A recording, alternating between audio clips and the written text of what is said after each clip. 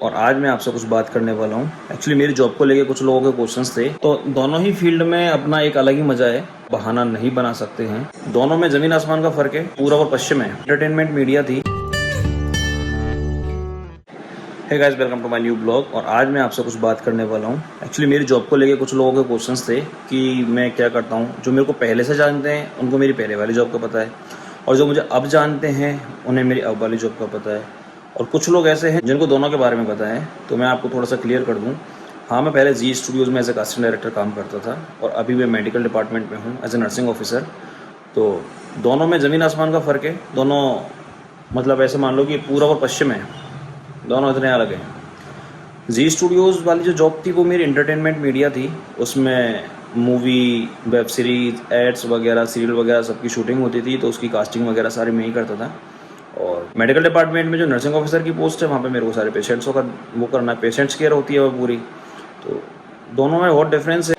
और casting director वाली जो मेरी डेजिग्नेशन जो है कास्टिंग डायरेक्टर की, उस पर काम अभी भी चालू है। मतलब फ्रीलांसिंग में अभी भी करता हूँ। जो भी मूवीज़ वगैरह आती हैं राजस्थान में, और या फिर राजस्थान में हो, चाहे दिल्ली में हो, या फिर बाहर हो, पंजाबी शूट्स हो, पंजाबी वीडियो सॉन्ग्स वगैरह जो भी हो, सारी चीज़ें मैं अभी भी करता हूँ। एज ए फ्रीलांसर ही करता हूँ। तो ऐसा नहीं है कि मैंने बिल्कुल ही छोड़ दी है वो वाली लाइन, हाँ, लेकिन उसके साथ साथ मैं ये भी करता हूँ। तो दोनों ही फील्ड में अपना एक अलग ही मज़ा है। इसमें आपको अपना 100% दोनों में देना है। मेडिकल डिपार्टमेंट में आपकी जिम्मेदारियाँ कुछ हद तक ज़्यादा बढ़ जाती हैं। उसका रीज़न है क्योंकि ये लाइफ सेविंग सर्विस है। यहाँ पे किसी भी कंडीशन में आप किसी भी प्रकार का बहाना नहीं बना सकते हैं। आपको अपना एफर्ट्स देना ही होगा, और आपको तब तक देना है तब तक कि आप उस जंग को पूरी ना कर लो। और कई लोग मुझसे ये भी पूछते हैं कि आप हमें ये बताइए कि दोनों में से कौन सी ज़्यादा अच्छी लाइन है। तो मैं आपको यही बताना चाहूँगा कि दोनों का ही अपना अपना एक अलग टेस्ट है। दोनों अपनी अपनी जगह पर बेस्ट हैं। किसी भी एक को मैं अच्छा या बुरा नहीं बता सकता। तो दोनों में बहुत ही ज़्यादा डिफरेंस है, लेकिन दोनों में एफर्ट्स पूरे चाहिए। और कास्टिंग डायरेक्टर का मैं आपको बता दूं, कास्टिंग डायरेक्टर भी चैलेंजिंग है। वो ऐसे है क्योंकि आपने किसी शो की या फिर किसी भी चीज़ की कास्टिंग की, राइट, आपने अपने आर्टिस्ट लॉक करवा दिए, सब कुछ हो गया, शूट लगने वाला है, मॉर्निंग शेड्यूल फिक्स हो चुका है, और शूट शुरू होने से पहले ही आपके पास आर्टिस्ट या तो फ़ोन करके मना कर देगा, बैकआउट कर जाएगा, या फिर हो सकता है उसका फ़ोन स्विच ऑफ हो जाए, या वो रेस्पॉन्स ही ना करे। तो ये जिम्मेदारी अलग ही लेवल की है कि पूरा सेटअप रेडी है, लाखों का खर्चा करके सीन सारा रेडी है, और आप एक आर्टिस्ट की वजह से रुके हुए हो।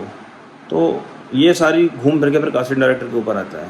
हालांकि आर्टिस्ट को भले ही आप बाद में कुछ भी करो, लेकिन उस मोमेंट पे आप क्या कर सकते हो वो आपकी एक अग्नि परीक्षा होती है। सबसे ज़्यादा गजब का काम तो तब होता है कि कोई एक आर्टिस्ट अपना ऑडिशन के टाइम पे बहुत अच्छा सा मोनोलॉग रेडी करके आता है, बहुत अच्छा, शानदार, आपको देख के मज़ा आ जाता है, ठीक है। वो उस मोनोलॉग की काफ़ी टाइम से प्रिपरेशन कर रहा होता है, तो वो अच्छे से कर पाया, ठीक है।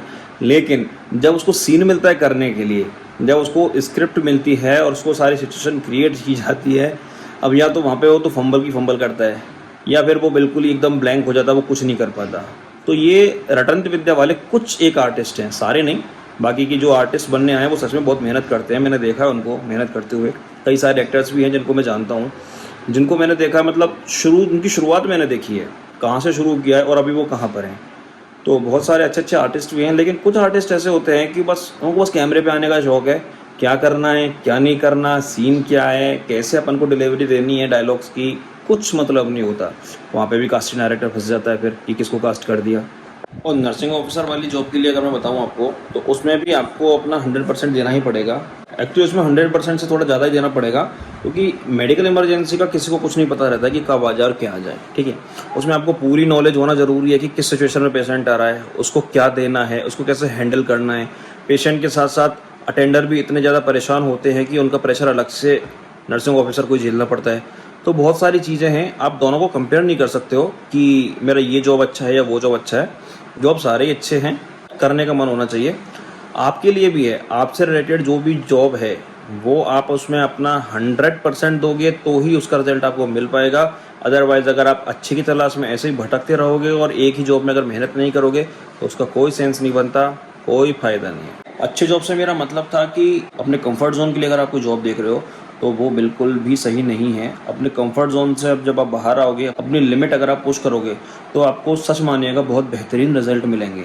लेकिन अगर आप कंफर्ट जोन में जाना चाहोगे, बोलो कि मेरे को इसमें आराम की जॉब है, मैं ये कर लूँ और वो कर लूँ, यार अभी जॉब करना शुरू कर रहे हो आप लोग और उसी में कंफर्ट जोन ढूंढ रहे हो, कैसे काम चलेगा। कंफर्ट जोन ढूंढो मत, कंफर्ट जोन बनाओ। पहले आप अपनी जॉब देखो, अपने अकॉर्डिंग, अपने प्रोफेशन के अकॉर्डिंग जॉब देखो, फिर उसमें इतनी महारत हासिल करो कि उसमें कितना भी बड़ा काम आ जाए आप उसको ऐसे कर दो चुटकियों में। वो आपका कंफर्ट जोन होना चाहिए, वहाँ पे आपको काम आना चाहिए, वो आपके लिए बहुत ज़्यादा फायदेमंद होगा। और इसके अलावा अगर आपके कोई भी ऐसे सवाल हों तो आप मुझे बिल्कुल बाकायदा कमेंट करके पूछ सकते हैं। तो आज के लिए बस इतना ही, मिलते हैं आपसे कल एक नए ब्लॉग में, तब तक के लिए बाय बाय, टाटा।